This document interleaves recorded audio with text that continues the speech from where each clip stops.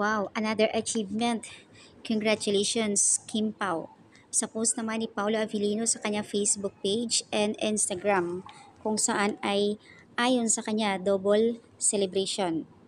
Congratulations naman dahil nga kabilang ang Linlang and What's Wrong with Secretary Kim.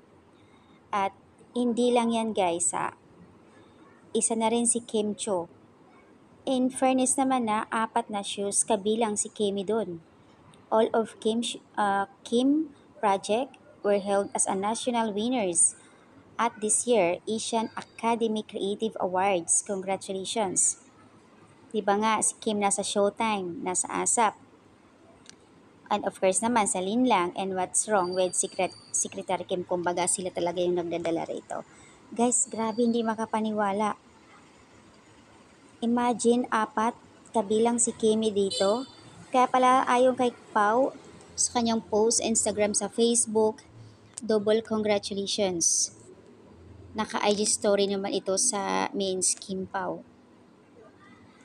In fairness naman apat talaga. Pinagpala ang ABS-CBN. Congratulations, Kim Chu and Paulo Avellino.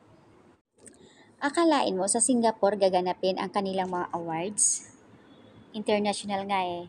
Congrats Kim Pao. Can't wait to see you booth and walking in the red carpet again. So excited. Grabe. At least ngayon, magkasama ang dalawa. Sa wakas, magkasama na ang Kim Pao sa Singapore to receive awards again. Congratulations.